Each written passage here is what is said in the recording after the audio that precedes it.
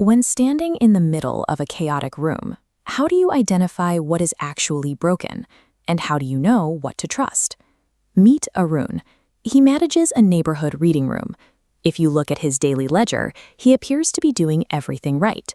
He tracks exact staff hours, hundreds of books moved onto shelves, and thousands of messages sent out. But there is a glaring problem. The readers are frustrated, and the chairs are mostly empty. Arun is drowning in data, yet entirely starved for direction. To solve this, we have to strip away his assumptions and apply a first principle. Activity is not progress. We need to separate the physical motion of his staff from the actual meaning of the work and find the true gap between effort and result. If you skip the absolute foundation, you end up optimizing the wrong tasks. You exhaust yourself hitting every metric while completely failing to solve the core human need. Arun cannot measure the subjective feeling of a cozy room. To make improvements, he has to translate that complex environment into workable formats. Things like seating capacity, peak visiting hours, and specific reader requests. This process is called representation. Think of a street map. It is highly useful precisely because it leaves out the smell of the pavement and the sound of the traffic. Representations intentionally ignore context to become workable. We also have to draw a strict line between data and useful information. Data is merely a selective record of what happened. Information is the signal that actually changes what you decide to do next. When you organize selective information over time, you see regularities. This spreadsheet of daily numbers morphs into a trend line, revealing a massive attendance spike every Tuesday. Identifying this pattern creates expectation. Arun can now arrange extra chairs before anyone walks through the door. This is how human problem-solving operates. We compress messy reality into workable representations, and we use those representations to discover predictive patterns. The mental pattern Arun built to understand his reading room is a model. It is a simplified system that captures the structure of the room without trying to be the room itself. Now, consider what happens when a problem scales far beyond a human notebook. That is the exact moment we cross into machine learning. The environment where an artificial intelligence trains is built on this identical logic.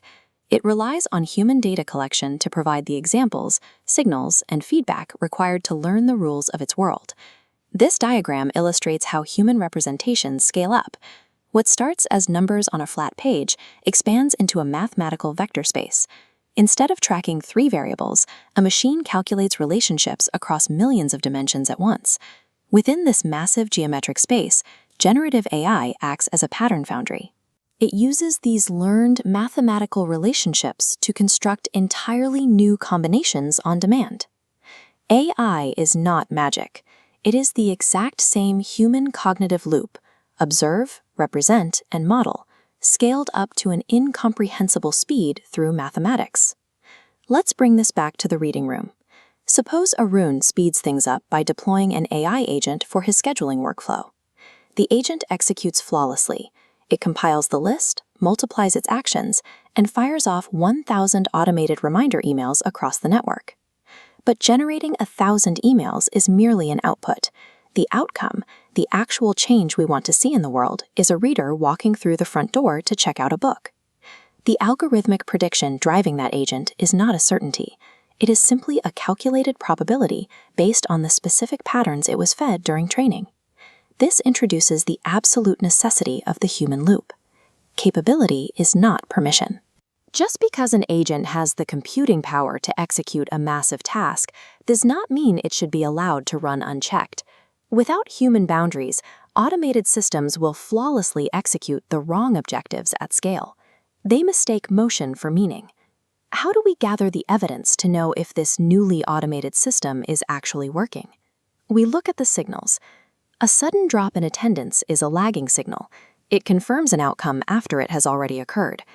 Confused reply emails from readers are leading signals. They warn you of an impending failure.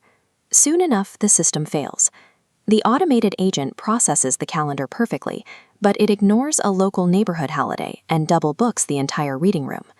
Look at this calendar UI. The AI isn't malicious and it isn't broken. When we pull back to examine the logic tree, we see a disconnected data node.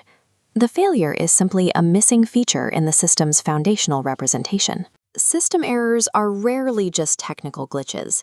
They are profound lessons showing exactly where our representations failed to capture the complexity of reality. A rune steps in, overrides the automated workflow, and manually resolves the double booking conflict. Automation is not responsibility. While machines can generate outputs with incredible efficiency, only humans can bear the weight of consequences.